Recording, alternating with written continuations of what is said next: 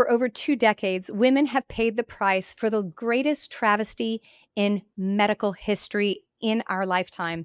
That is from the FDA lead chairman. On July 17th, a group of physicians met at the FDA to unbox estrogen. What that means is taking the black box warning off of estrogen products, mislabeling them as risk for cardiovascular disease, stroke, and cancer. And this landmark conversation just starts the unraveling of the mess of women's hormones. And we are excited about this very important first step. I am joined today by Dr. David Rosensweet. He is a practicing physician for over 55 years. He graduated from med school the year I was born, and he has led the charge for bioidentical hormones, access to compounded and bioidentical hormones, and training physicians from all over the world. And he's joining me today to talk about this landmark activity with the FDA, what that really means. What does it mean to women in understanding the access to hormone replacement, and very important conversations about the safety of hormone replacement, when to start it, when to end it, if at all? I would say no. And what women can really look at, even if they're in their 60s, 70s, and 80s and looking at hormone replacement. So join me today on Menopause Mastery and join me with Dr. David Rosensweet. All right, Dr. Rosensweet. So we're going to get started on the FDA coming straight out of the gate. Since this last week, we had that very important meeting at the FDA to take the black box warning off of estrogen, and then also the discussion about testosterone for women. So I'd love to get your opinion.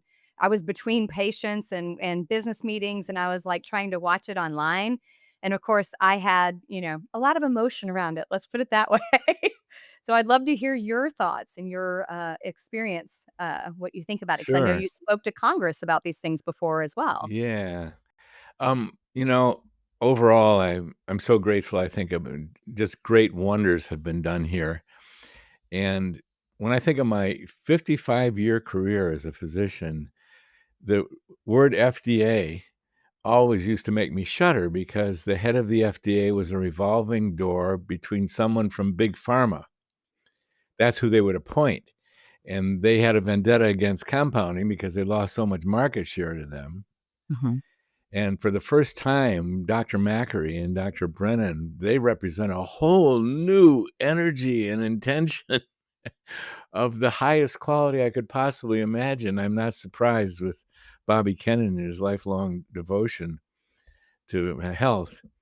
And then I thought the expert committee really did the most important thing possible. They want to remove that black box warning, false warning, that estrogen can increase the risk of breast cancer. And that is so critical because it's scared healthcare providers, not to mention women all over the world for so long, that's been the main thing that has done the most damage is Dr. Macari, I'm not quite sure how to pronounce his name. Yeah, I, Um, I think it's Macri. I yeah, think that's right. Either that or we're both wrong. that Dr. Macri has so clearly pointed out the level of injury and biggest healthcare mistake in our time. It's quite a I st agree. and I agree, I totally agree. So if they can remove that black box warning and all the publicity that's gonna get, that is the most fantastic first step.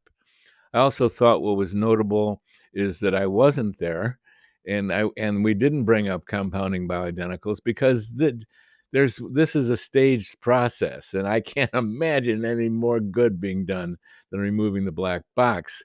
And then Dr. Casperson was terrific around saying, "Look, women need commercial testosterone." I'm not a Yes. commercial testosterone, but she's bringing up a very critical thing. All women need testosterone, and there was a couple other moments that I wasn't wonderfully satisfied with, but I think overall, Dr. Macri and Dr. Brennan are just a whole new face of the FDA that I'm so grateful for. Yeah, it's as somebody who's been on on the more progressive side of the science, right? Let's just call it what it is, the science. It's like, okay, the data doesn't support the argument that has been presented by the FDA. and major medicine for over 20 years.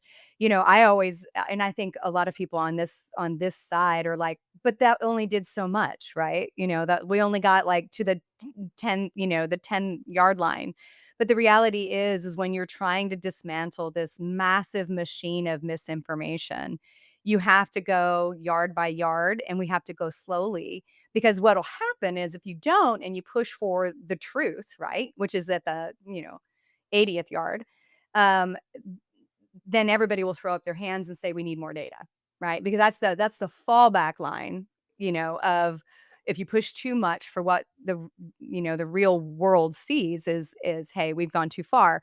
But the black box warning, for anybody that doesn't know this, the black box warning was added to any estrogen product, including vaginal estrogen, which is so weak, it, barely does anything other than protect vaginal tissue, that it was a cancer-causing ingredient, when all the studies show it's the exact opposite, including the Women's Health Initiative had a 23% reduced risk of breast cancer when the women were on Premarin alone. And it's still, I mean, I was responding to somebody today that sees one of our telemedicine providers, and she was terrified that if her estradiol levels got to 75 on just blood work, that she was gonna be in toxic levels, and I was like, "No, that's where we get ballpark levels that we might protect your brain, your heart, your bones." And it's just, oh, it's such a disservice to women. I mean, we have an entire boomer generation, and the elders of that generation that are in nursing homes, my mom included, that have dementia and broken bones and all these health concerns, that had they been put on estrogen and protected with bioidentical hormone replacement, they would be so much better off. Yes, and just to add to what you said, there was I wish they had gone one step further. The science actually is that women who are on hormones are at less risk for breast cancer, heart attack, and stroke, and they haven't quite crossed that line. They're saying, "Look at the benefits," and they don't announce that science, that women who are on hormones are at less risk for breast cancer, heart attack, and stroke. So, we'll see how closely they play that line, but if they can remove the black box warning, a million miles will have been attained. Right, In right. the And then, like Casperson said, we need commercially available, levels of testosterone for women. Now, granted, you've been prescribing, and people in our community have been prescribing testosterone for forever using bioidentical forms from compounding pharmacies. Because the thing that I am frustrated by with the more conventional menopause society model is they're like, oh, just give them androgel and you sort of guess your way through a man's dose. I was like, that means you get high variability of dosing and inappropriate dosing. Why not just use compounded? whereas with compounding, it's so easy to be accurate. It is so easy to alleviate symptoms, then confirm with proper 24-hour urine hormone testing, you see what a woman's getting, and Yeah.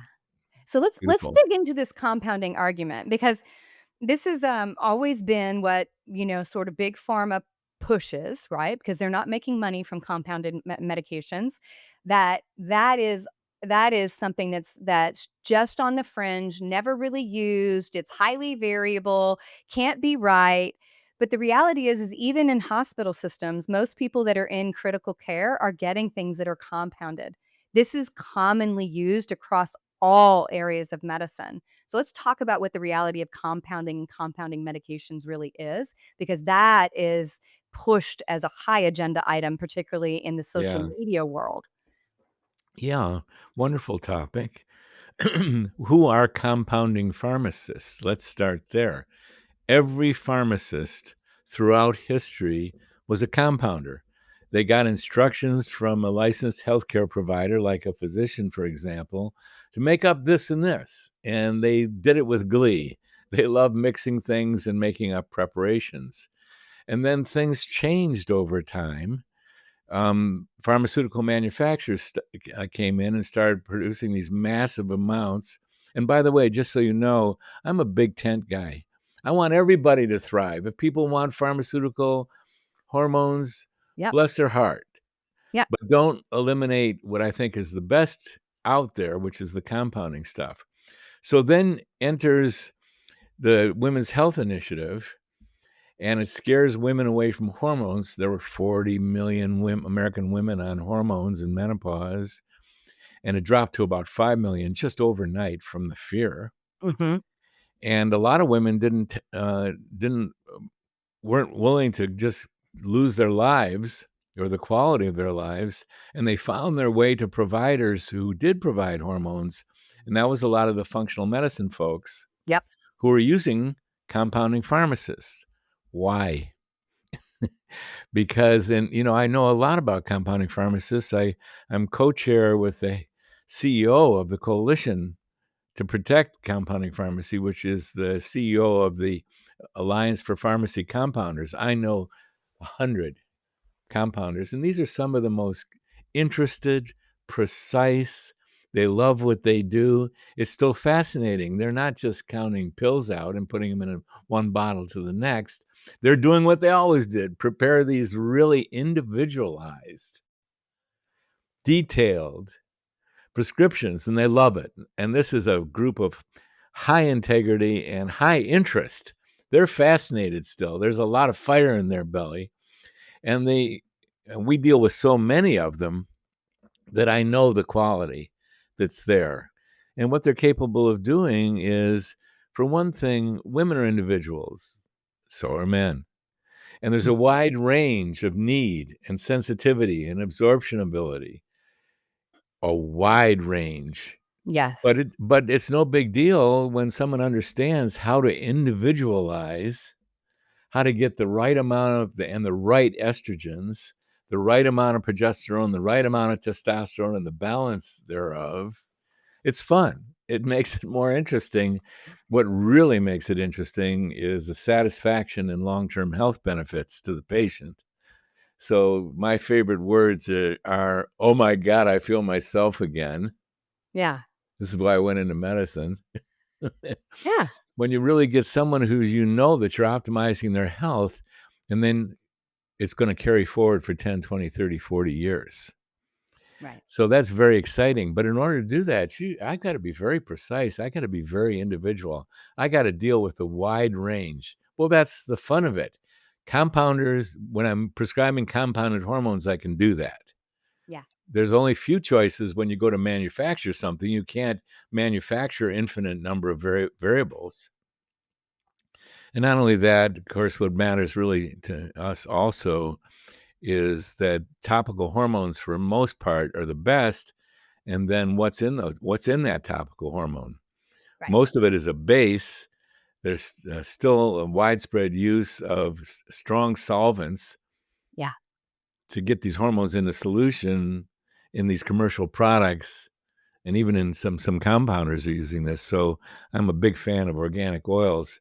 So compounding to me is the most elegant, the most excellent. I'm not saying you can't do good work with what's available, and I'm not trying to cut out big pharma. There's a place for all of us. But for those of you who are going to want the very best, in my non-humble opinion, you're going to find your way to compounders because they can do the level of detail and the level of quality that's going to really matter to you. Yeah. Well, I mean, you and I have had some amazing conversations. So for everybody that's listening, Dr. Rosensweet, David and I get on a call together and we geek out for like an hour and a half and we're like, "Oh gosh, we got to go back to work." But so the reality is where the data is lacking is you can have 100 women, and where we need to go therapeutically for hormone replacement is first, symptom resolution. Now, some people may not have had a ton of symptoms, right? They didn't have hot flashes, night sweats, all those other things. They probably had some stuff that was noticeable, but they weren't like miserable. But the lack of symptoms doesn't mean that they didn't have high impact of loss of hormones, because we know across the board there's a high impact. But the reality is we don't have really good data to go, "Hi, you're Sue. We know exactly what your dose is going to be and the exact perfect delivery mechanism for each individual," because everybody is different. Some women absorb, like let's say they're using a patch. Some women absorb really well. Some people are allergic to the adhesives. Some people overabsorb. And so, you have these different delivery mechanisms, but the other part of it is being able to get a woman to a therapeutic dose to provide the the activity that we want to see, which is, I always look at it from disease prevention and longevity and health span, is my most important. Yes, I care about your hot flashes, but I care really about those other things. But the variability of dose is quite high. One woman can get there at a point, zero point 0.05 on a patch or whatever that is, and another woman needs a 1 milligram. You know what I mean? And I think that's the other thing is conventional care when they do hormones, which again is less than 7% of all women in menopausal range, they just go, "Oh, here it is." And then if you don't have a hot flash, you're cool. Right. And let's talk about that because I think that is also a huge discrepancy in how we treat women and how we identify whether we're doing the right, not necessarily the right thing, but we're getting to the most therapeutic dose. Yeah. The common belief out there in the world is, for example, if a woman is having active symptoms such as hot flashes, for one thing, all you have to do is identify a dose that will eliminate the hot flashes and she'll be fine. Right. And we did a study on that actually. Where we also are looking to eliminate symptoms of insufficiency. And what we do is when a woman says, "Oh, I feel good again," we test 100% of the women at that time and not before on a 24-hour urine hormone test, which is really the gold standard. Mhm. And what we learned is 50% of the women who said, "I'm doing fine," did not have sufficient estrogen to protect their bones and their vagina. Yeah. That number is known. The medical literature research was done when they were originally developing the patches, for example. They asked the question, how much do we need to put in that patch? Well, what Right. should we use as a standard? Well, how about bottom line, we protect the bones and the vagina because we can measure that pretty well. Yeah. And so those numbers are known, and we translated those into what the hormone levels were to achieve that. And once again, 50% of the women who said, "I'm good," did not have sufficient to protect their vagina and bones. And 25%, even though they said, "I feel good," and didn't have symptoms of overdose, there were dosages that put them at risk for breast glandular cell proliferation. In other words, too much. So it's not only symptom alleviation, which is a nice beginning. This must be confirmed by testing to make sure that the women are in the optimal zone, not too much and not too little. Yeah. It's, I just to me, it's you look at population-based medicine. So you go, "Okay, here's the population at large. Hormones are protective, period, full stop. Individual hormones are protective. The dose you need is individual. We cannot go with population data to say that everybody's gonna be the same because we aren't, Let me and I throw think something else in there. yeah. We know the numbers for if you don't have enough estrogen, you're going to get vaginal atrophy and bone loss. Yes. What we don't know the numbers on is how much does it take to protect the brain Yeah. and reverse cognitive loss. And what we do know about that, because there is good science on this, is it varies enormously. Some women with standard optimal zone estrogen, for example, are going to get return of cognitive function. It's very rewarding when that happens. Yeah. Other women are going to need really robust levels of estrogen. So the range of for cognition is huge. And the same for arteries. We don't know the number that protects the arteries, and half the women who leave Earth do so through an arterial event, like a Yeah. heart My attack mom or had one. stroke. Yeah. Yeah. So to individualize based on the individual Mhm. risk factors for any individual woman and the wide range, well, it's fun. All Mhm. you got to do is know a lot and deploy this Yeah. excellent knowledge and testing ability that we do have. Yeah. It's, so that's really interesting because I think, a lot of women are starting to come around, they're starting to recognize, but then they fall back to, a lot of the studies have looked at women going through perimenopause and menopause. So if we look prior to the Women's Health Initiative, they're looking at women that are sort of in that transitional or early menopausal experience, which we would call the ideal time frame, right? Because you're kind of slowing the aging bus, right? But a lot of women, because we have a ton of women that come to us that are, in their 60s that are like, wait a minute, no one told me I could have this. I want it. But they've had it pounded into their head that they're high risk, right? And that they can't have it or they can't have very much. Um, and the reality is like you said, we can see people with cognitive issues get improved when they get adequate estrogen. And I would argue testosterone and progesterone along with it.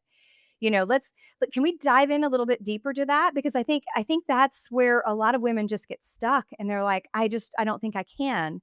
And we have that 10 million women study that, looked retrospectively backwards in the menopause journal that showed that we reduced risk. And I think cognitive decline was, 30 something percent. So the women that were in that study were older than 65, but we didn't have definition of how many of them started earlier or not. They were just women. The women that outperformed were the ones that were like, forget it, I'm staying on hormones, you know? Yeah.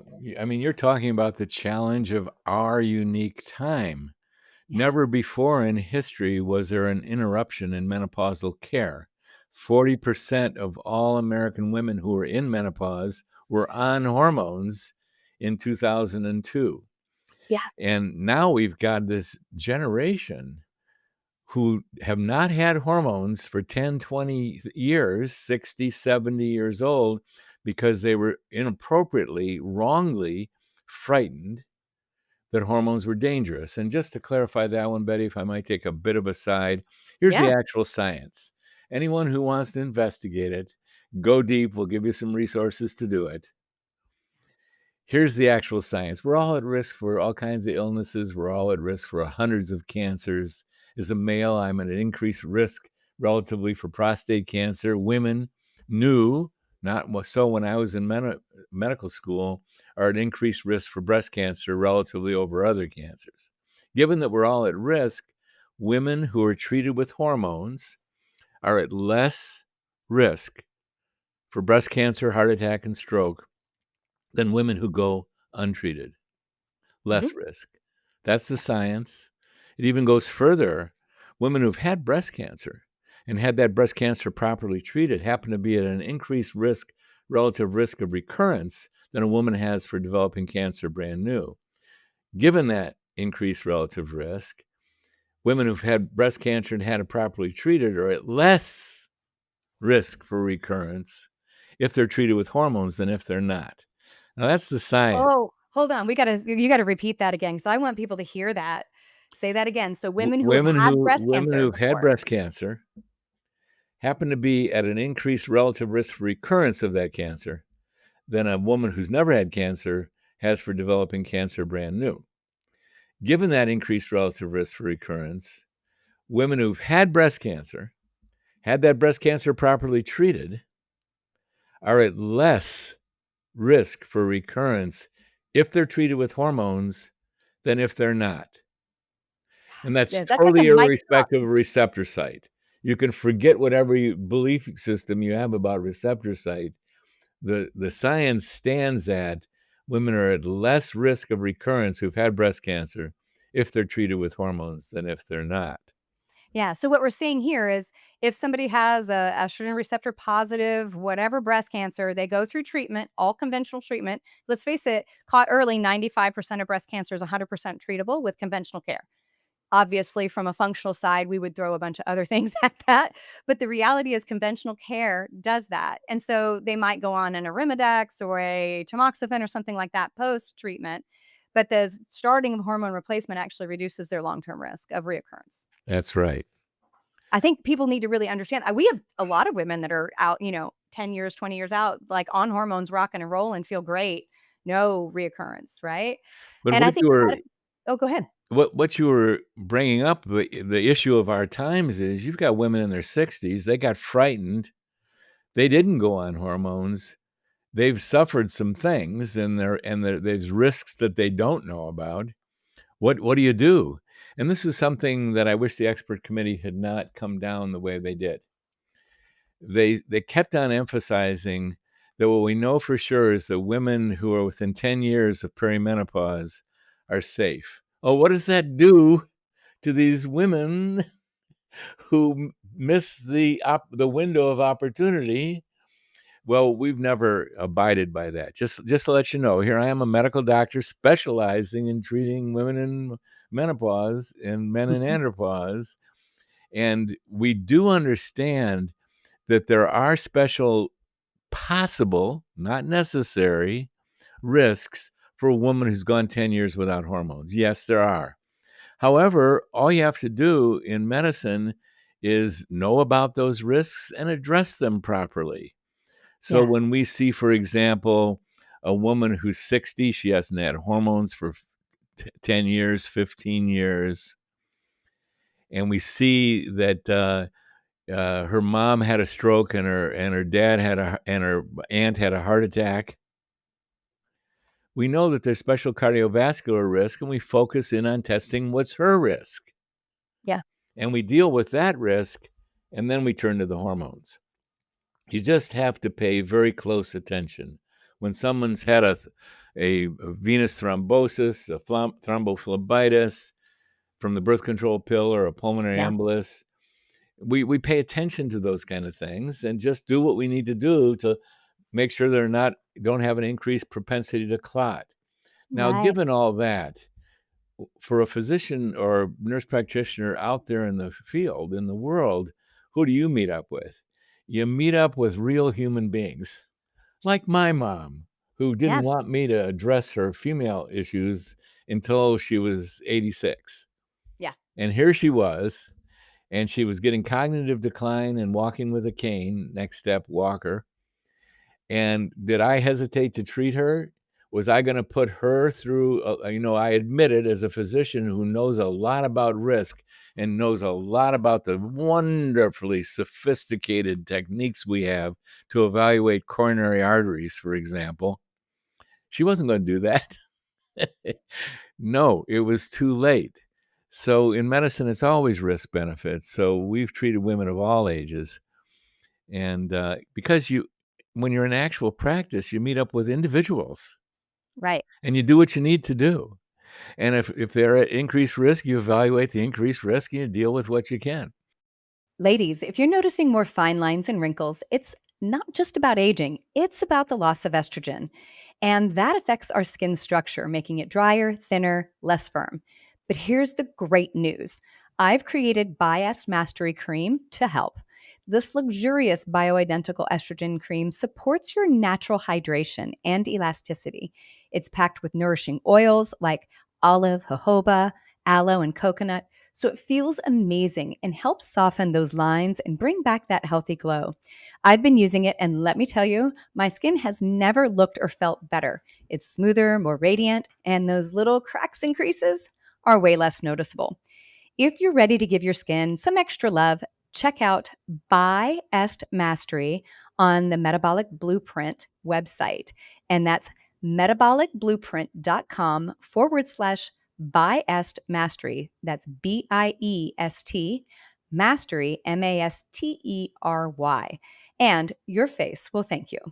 I think, one of the things that I thought was so great about that, menopause journal study of 10 million women and retrospectively looking at causes of mortality, death.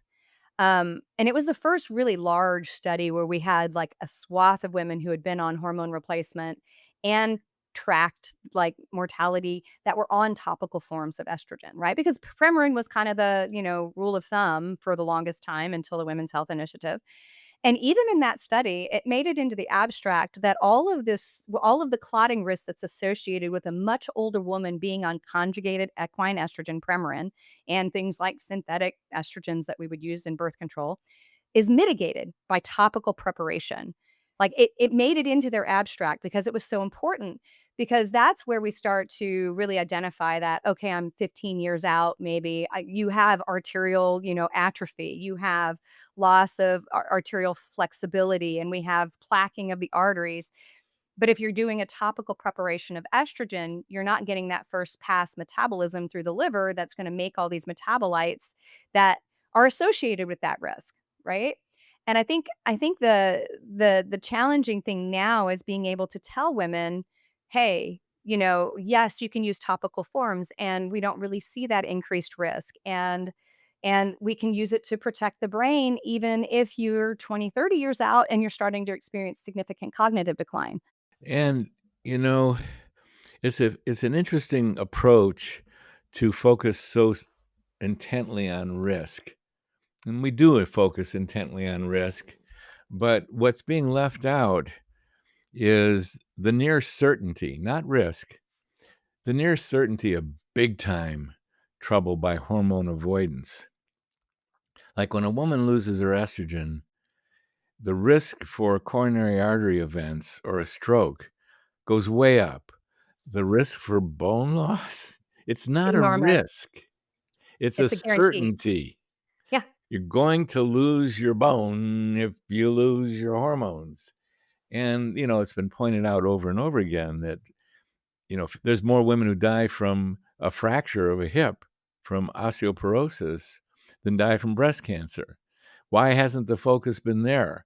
What I'm trying to do is do a C shift here Yeah. where we pay attention to the importance of the preventive aspects. Hardly anyone can believe in prevention in a sense, yeah, I'll take some vitamins and that'll be good for me. Mhm. No, hormones are a different world. Yeah. You take hormones, you can prevent many, not every single case of cognitive decline, but many, even Alzheimer's. Yeah, yeah. I mean, You depending on the study, you're looking at like 24 to 37% reduced risk of dementia of all forms, right? Like across the board. And I don't know about you, but I would rather I don't want to end up in a nursing home or assisted living in a wheelchair and unable to do activities of daily living. And I definitely don't want a physical body here, but my mental state is gone. Like and those are anyone who's got a terrifying. family member who's gone through that, as I have, Me too. oh my god. It's the worst, and, it's not worse for the family member, it's worse for the person. Yeah. People's lives matter to them when they're 80s and 90s. They matter as much as our lives do at whatever age we are. So, I wanna also put in a plug for what Dr. Casperson did on that expert committee is when I was in medical school, we had these noon lectures in the hospital. I had my white coat. I was so excited. And then one day our noon lecture is coming from a gerontologist who's a specialist in elderly. This is 1968. Go picture that. And I say, "Oh, I don't want to really learn about the elderly. I'm a young guy. Medicine's about the young, isn't it?" And then to this day, I remember only a few specific instances in medical school, and this one was this gerontologist said, "You senior medical students, you know thousands of diagnoses. Let me tell you what's happening to older people. They're losing their muscle, Mhm. and they can't stand or walk with stability, and they fall. And they fall on their hips that's got bone loss, and they die. You wanna do something for the elderly? You help them retain their muscle and their bone and also their brains."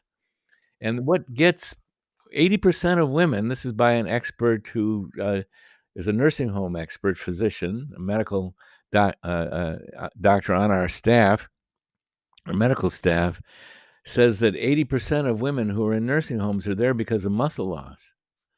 Mhm. They could do the walker at home, but they couldn't do the wheelchair at home. They couldn't do the adult diapers at home. Yeah. And chronic urinary tract and adult diapers and incontinence. This is and muscle loss is what gets women into assisted living facilities and nursing homes. It Yeah. would so drastically change the quality of life because women want to stay at home. They don't. Yeah. They're Yeah. willing to endure that what for many is an awful transition away from their family. Yeah. But we could do so much talk about prevention just on the level of muscle preservation, and to preserve muscles, women, you need testosterone. It is not a male hormone.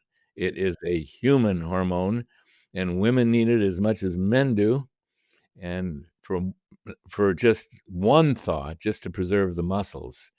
So, yes, we want Dr. Casperson's wish on that expert committee that testosterone become widely available and popularized.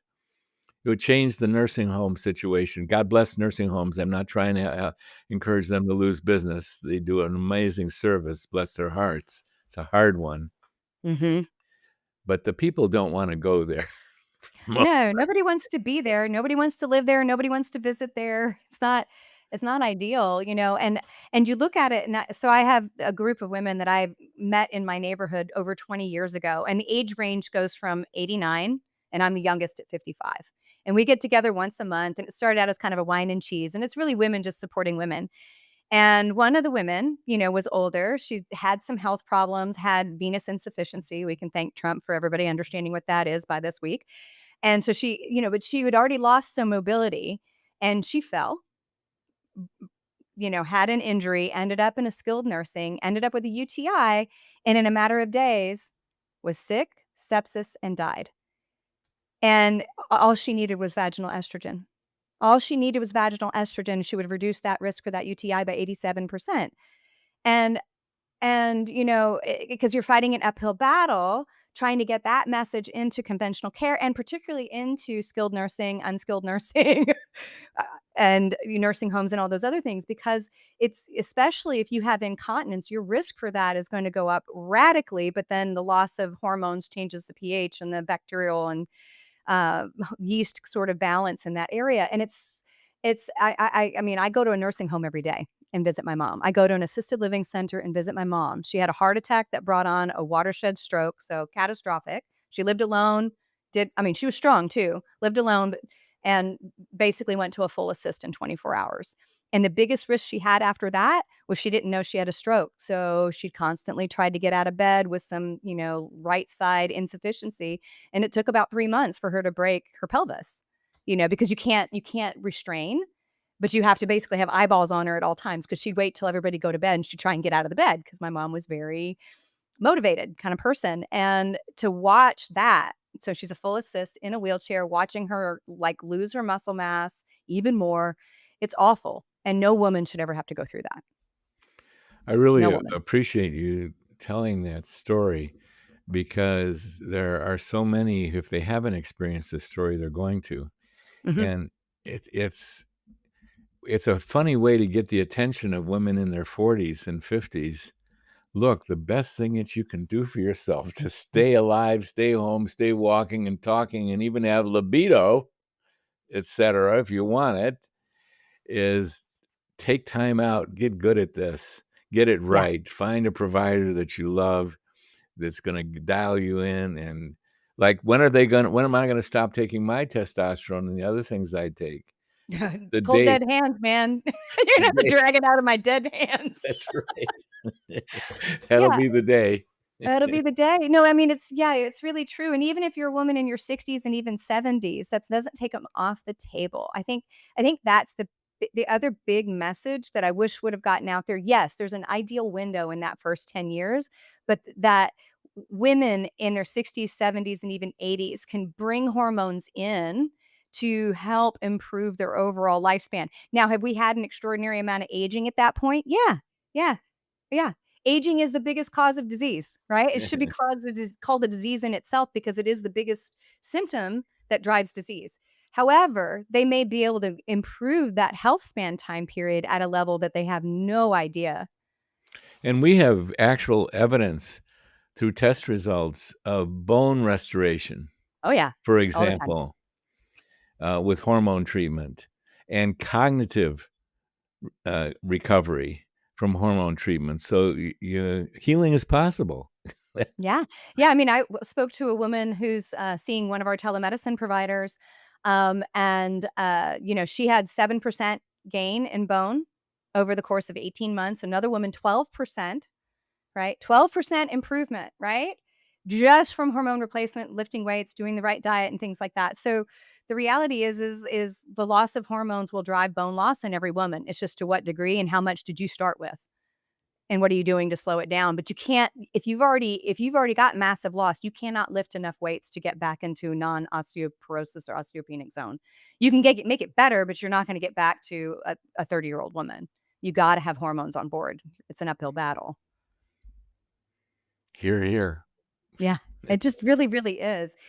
So you've obviously been in this world for so long, and, you testified in front of the NASM and helping sort of get this out there. What do you think we're gonna see over the next, couple years? What do you think? Since we opened the door with the FDA, what what do you think we'll see, and then what would you like to see? Well, I think this is the sea change. Mhm. If they can remove that black box warning, it's gonna give women permission, so to speak. They've always had it, but, it's gonna open up the heart to, "Hey, even the FDA is recommending this," and I think the doors are gonna flood open. I think everyone's gonna benefit by this too. Even big pharma is gonna benefit by it. I don't know why anyone would squawk against this one. Yeah. And, I see a widespread reopening the minds and hearts of women and providers, and excitement. Why excitement? Because of all the fields that I've worked in medicine, and I did general functional medicine for a long time in the beginning, I've Mhm. never seen such wonderful results. You don't often hear, "Oh my god, I feel great. I feel good again. Oh my god, my libido is back and my function is back." Among other things. My mind, I'm sleeping. Mhm. All the great things. My mood is back. I'm motivated again. I wanna go back out into the world of the work that I was doing because 'cause I'm excited again. Just Yeah. you don't hear that level of success in medicine necessarily. There are exceptions. And why? Because these hormones are the most powerful biochemicals in our body, and they affect every cell, tissue, and organ in our body. So it's no surprise that you get wonderful results. That's the thing, the leverage for this particular work. So what I hope for is that this is reopening the door to widespread treatment of women and men, because men have got a similar issue going on. They're not as bad, and that the floodgates open and you get millions and millions and millions of women worldwide. And this really meets the mission of our group, our Yeah. institute group.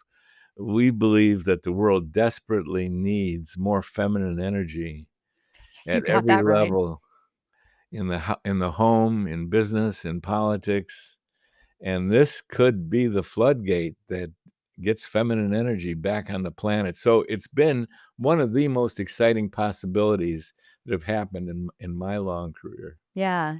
Yeah, it's interesting. You and I are so much on the same page because I'm like, in this time period of life, as women, we have, often for the first time access, right? So we're in a position where we have accessibility to things that we may not have had before because we're not as focused on raising children and all these other things. We have assets in many cases, so we can leverage, the things that we've done over our life. And the reality is we can step into this world and really make an impact. And most women in their 40s, 50s, and 60s don't see that. They don't recognize it because they don't feel themselves. And I'm like, ladies, we make 87% of buying decisions, particularly medical decisions. I had this conversation with a man. He was being a little feisty about women making decisions about their own body. And I started laughing and I said, "Oh, sweet pea, you don't make decisions about your body. You see your doctor because your wife tells you. You see your urologist because your wife makes the appointment. She also makes the appointment for her children and probably her mom, father, or whatever. The reality is all life is being ran by midlife and married women and women, in relationship with other people.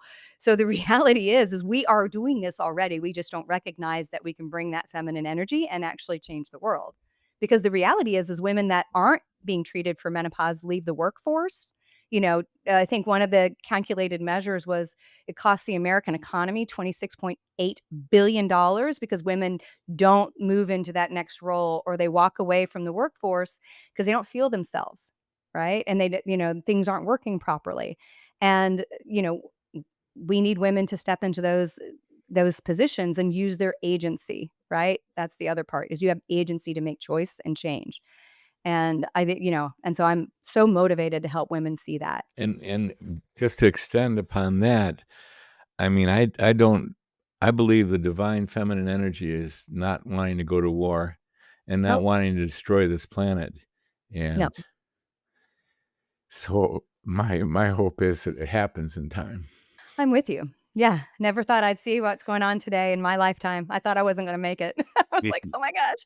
Hate it when history repeats itself, you know? And I agree, you know, and I think that's the battle cry, you know? I think the other side is, Dr. Rosensweet and I and his institution, we're doing a lot of things behind the scenes with the Minerva Project and other things to add agency, access, and science to women's health. I mean, I think that's even the more important part. We need really, really well trained clinicians to be able to do hormones correctly. We need the science. That's where I want to bring in my world and actually have credible, real data where we can actually be predictive and proactive with women instead of like, okay, let's guess and do hormone testing and do hormone testing and guessing.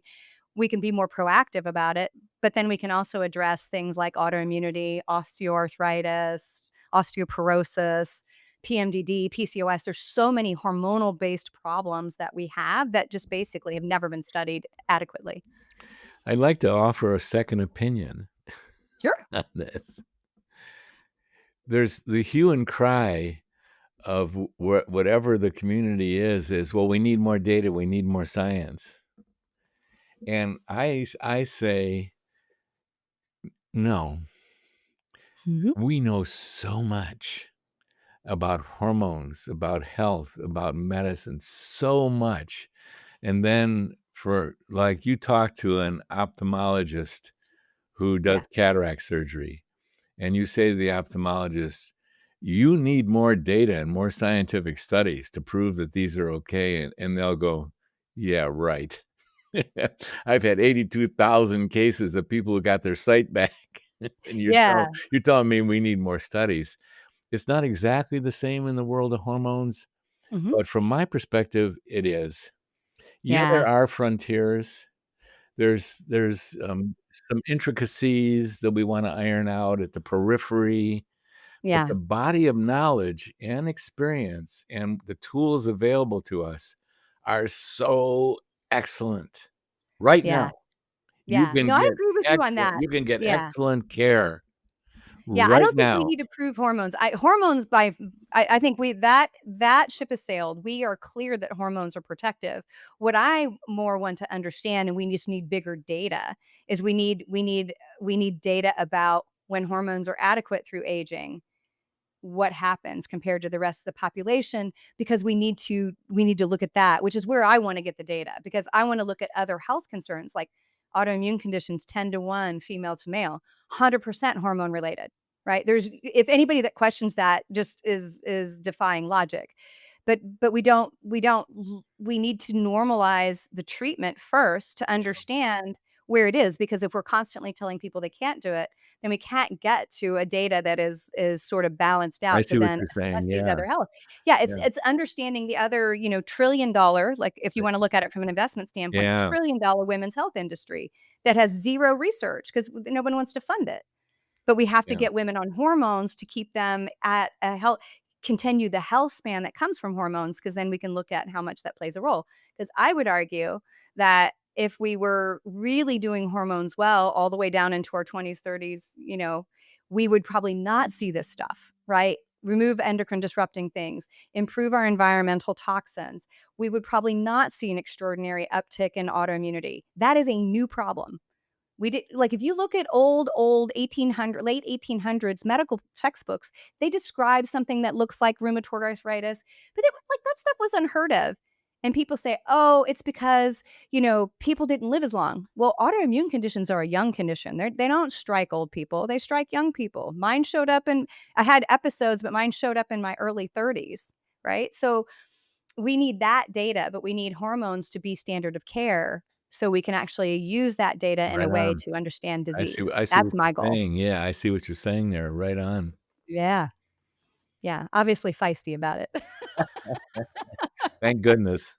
Yeah. Yeah. It's like somebody has to get feisty about it. That's Yeah. why I was talking with a friend about being in front of the FDA, and I was like, I probably would have been a little more colorful.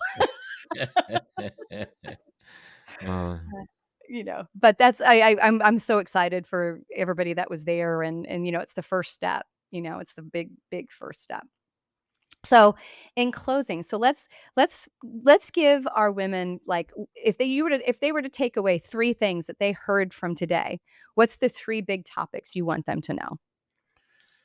Number 1, hormones are wonderful, and they're imperative from my perspective for anyone who wants to walk and talk and think clearly in Mhm. their 70s, 80s, and 90s. Yeah. And we didn't go into details, but I think it's a good for a woman to go shopping, to find a provider who's specialized in treating women in menopause with hormones so you can get the Mhm. best care. And use your tools. How does the office staff feel? How's the entry person who answers the phone?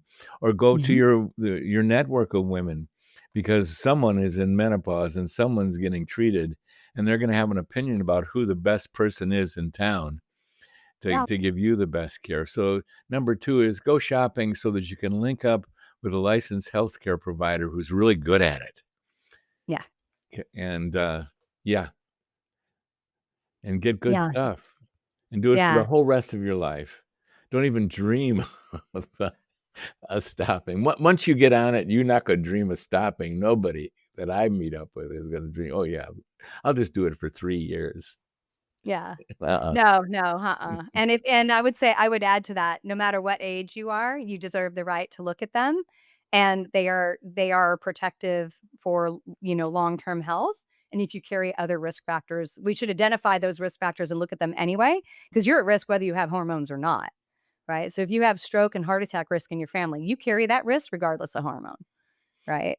There's Exactly. probably familial risks, yeah. I love that you emphasize that.